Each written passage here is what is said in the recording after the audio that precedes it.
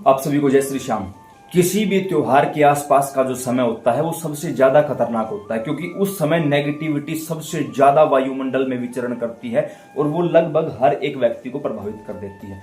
विशेषकर दीपावली या होली के आसपास का जो समय होता है वो तंत्र क्रिया करने वालों के लिए लाभदायक होता है।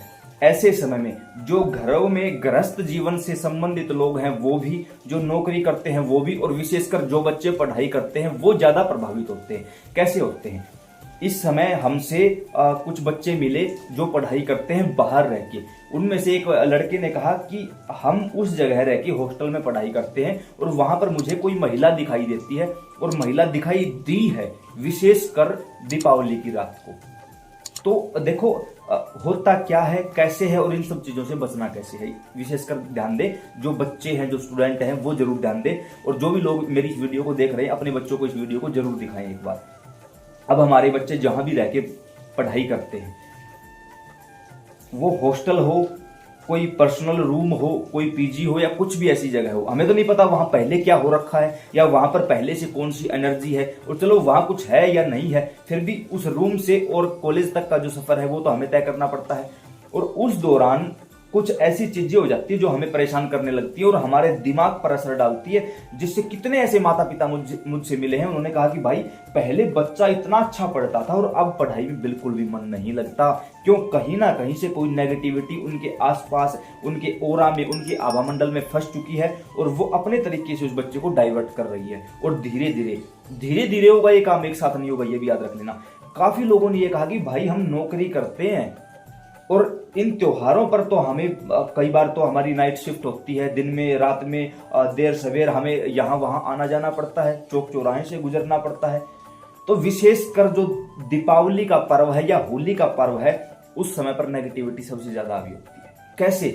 जो घर के लोग हैं, आप लोगों ने देखा होगा कि हमारे गांव में आम प्रचलन ये है कि दीपावली या होली को चौराहे पर एक भोग रख के आया जाता है, या तो नारियल का उतारा करके या 5 बताशे या 5 पेड़े, पान इत्यादि का उतारा करके वहां रखा जाता है। क्यों? वो उतारा है क्या? वो भोग है क्या?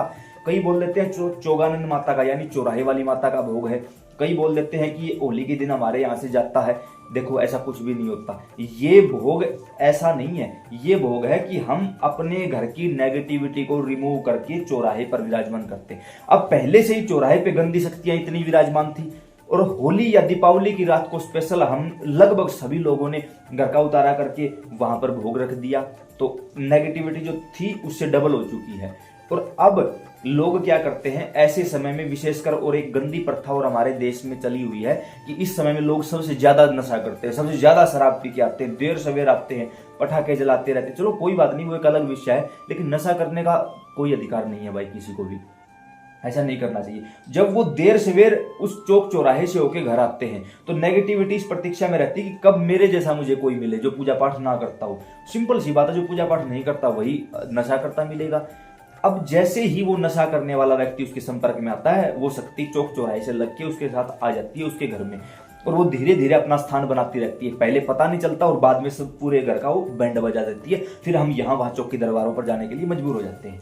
ये हुआ नशा करने वालों का और बच्चों का।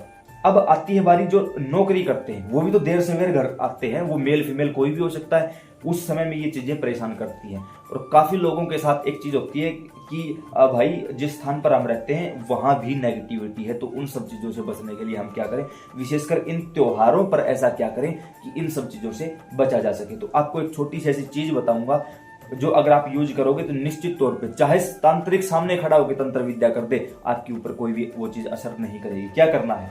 पहली बात, आप बाहर रहते हो, अच्छी बात है, रहो, अपनी सेवा करो। घर पे जो लोग हैं आपके, उन लोगों से कहो कि इन 3 दिनों में घर में अखंड ज्योत जलने दो। 3 दिनों में घर में अखंड ज्योत जलनी ही चाहिए हर हालत में, चाहे किसी भी देवी देवता की पूजा करते हो आप। उसके साथ अपने पास, अपने पर्स में या अपनी जेब में क्या रखना है, जैसे और तो कुछ नहीं है, मैं आपको दिखाता हूँ। लौंग, ये लौंग है हमारे पास, 2 लौंग, 2 इलायची, केवल ये चीज ले लेना। 2 लौंग, 2 इलायची, 2 काली मिर्च। ये है हनुमान जी महाराज का सिंदूर, जिससे चोला चढ़ाया जाता है। सिंदूर, इस सिंदूर में ऐसे इनको लाल करनी है सभी चीजों को, लौंग, इलायची और काली मिर्च, इनको अच्छे से गीला करके भिगो के सिंदूर में, और एक किसी भी लाल कपड़े में बांध कर छोटा सा कोई भी पोटली बना के जेब में रखो, आप अपने पर्स में रखो, या जहां पर आप ज्यादा समय व्यतीत करते हो वहां रखो। इन चीजों को कोशिश करना है कि हमें अपने पास रखनी है ये चीज, ताकि यहां वहां कहीं भी जाओ, कहीं से भी निकल जाना, कोई कुछ नहीं बिगाड़ पाएगा आपका किसी भी प्रकार से। कोशिश करना है ये जो सिंदूर है, ये जो कोई भी हनुमान मंदिर हो जहां सिंदूर चढ़ाया जाता हो बाबा को, वहां हनुमान जी के दाएं पांव का सिंदूर हो, वहां पुजारी जी से आप रिक्वेस्ट करोगे वो दे देंगे आपको, और उससे ये पोटली बना के अपने पास रखो। कोई भी नेगेटिविटी परेशान नहीं कर सकती। अब जिन लोगों के घर में पहले से नेगेटिविटी है वो लोग भी ये काम करके अपने घर का जो मेन गेट है उसके ऊपर बांध दो। बस दीपावली से पहले ही अपने, जब भी इस वीडियो को देखो, देखते ही अपने घर के मेन गेट पर बांध देना उस चीज को। नेगेटिविटी हो चाहे ना हो, सभी लोग कर देना ये काम, बांध देना, तुरंत प्रभाव से घर सिक्योर हो जाएगा आपका। उसके साथ साथ हमें इन दिनों में गलती से भी किसी सुनसान जगहों पे नहीं जाना है, भीड़ भाड़ वाले इलाकों में नहीं जाना है, ऐसे मंदिरों में नहीं जाना है जहां उग्र शक्ति होती है, जहां तंत्र क्रिया इत्यादि होती है, यहाँ जहां बलि इत्यादि दी जाती है, उन मंदिरों में भी हमें इस समय में बिल्कुल भी नहीं जाना है। इस बात का भी हमें विशेष ख्याल रखना है। उसके साथ साथ कोई भी नारियल दे, मिठाई दे, चांदी का सिक्का दे, सोने की कोई वस्तु दे, या कोई भी लुभावना प्रस्ताव हो, वो हमें स्वीकार नहीं करना है। अब काफी लोग ये भी कहेंगे कि भाई हम नौकरी करते हैं, यहाँ तो हमें मिठाई या चांदी का सिक्का उपहार स्वरूप मिलता है, ले लो उसको, क्योंकि पूरी कंपनी में जो चीज बांटी जाएगी ना वो आपके लिए नहीं है, वो सभी के लिए है, तो उसमें कोई तंत्र क्रिया हुई नहीं मिलेगी आपको। यहाँ क्रिया वो मिलेगी जब कोई व्यक्ति या तो आपके घर आके आपको देगा, या किसी भी प्रकार से स्पेशल आपके लिए भिजवाएगा, या वो इस शब्द को प्रयोग करेगा कि ये हम आपके लिए लेकर आए हैं, तो समझ जाना फिर कोई गड़बड़ है। तो अब जो कंपनी में नौकरी करते हैं, किसी भी कंपनी के थ्रू, कोई प्राइवेट या सरकारी, जो भी आपकी नौकरी है, वहां जो मिला चलो वो तो ले लिया हमने। अब जो मेहमान हमारे घर आकर देंगे उसका क्या करें?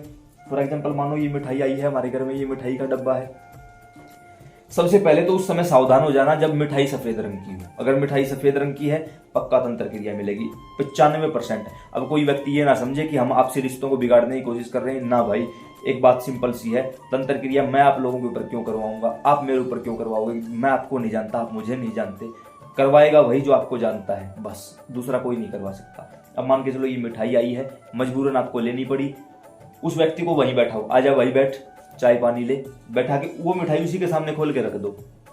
अगर वो सही है अपने स्थान पर तो वो खुद भी मिठाई खाएगा, वहां बैठ के आराम से चाय पानी लेगा, और अगर वो गलत है तो भागने की कोशिश करेगा। अगर वो वहां से भागने की कोशिश करे या भाग जाए, समझ जाना मिठाई गलत है। जैसे ही वो निकले उसके पीछे से ये बोलना उस मिठाई को हाथ में लेके जहां से आई है वहीं चली जा, और उसको बाहर किसी चौराहे पे रखोगे, कोई देख लेगा, थोड़ी सी किसी कुत्ते को खिला देना, किसी जानवर को खिला, क्योंकि वो तंत्र आपके लिए होके आया है, किसी दूसरे पर उसका कोई प्रभाव नहीं पड़ेगा, और जानवरों पर तो कोई प्रभाव वैसे भी नहीं पड़ता। मजबूर हो जाओ, लेनी भी पड़े, और एकदम से बाहर भी नहीं फेंक सकते, घर के मंदिर में ले जाके रख दो, 2 पीस निकाल के बाबा को भोग लगा दो, बाबा भोग स्वीकार करो, ये तो जहर है, ये तो अमृत है, जो भी है तेरा है, स्वीकार कर ले। उसके साथ आप अपने घरों में जल रखते हो, उसमें थोड़ा सा गंगा जल मिला के उसका छिड़काव कर दो। सिंदूर रखते हो, थोड़ा उसके ऊपर सिंदूर डाल दो, और जैसे हम अग्यारी पर भोग लगाते हैं या धूप जलाते हैं, उनके नीचे की राख बच जाती है, उस राख को थोड़ा सा उसके ऊपर डाल दो, बस, कुछ नहीं होगा। ये भी नहीं मिले, एक कपूर जला दो उसके पास, और प्रार्थना करो कि अगर इसके अंदर कोई गंदी शक्ति आई है तो वो वहीं चली जाए जहां से आई है, बस।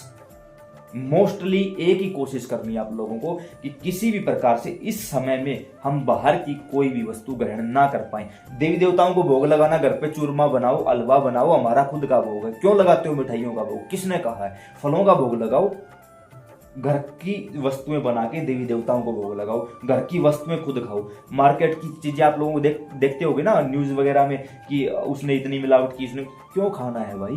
क्या जरूरी है? कोई जरूरी नहीं। घर की वस्तुएं बनाओ, घर पे रखो, भोग लगाओ देवी देवताओं को, फिर वही प्रसाद रूप में ग्रहण कर लो, बस। इससे उत्तम कोई नहीं है। जितना हो सके सुरक्षित रहो, अपने स्थान पर रहो, देवी देवताओं की पूजा पाठ करते रहो। हाँ, इन 3 दिनों में जितनी ज्यादा पूजा पाठ करोगे उतना ही आप लोगों को फायदा होगा, उतनी ही आपकी दैवीय शक्तियां जागृत होंगी। तो उम्मीद करता हूँ कि जानकारी समझ और पसंद आई होगी। अन्य प्रेमियों के साथ इस वीडियो को जरूर साझा करें।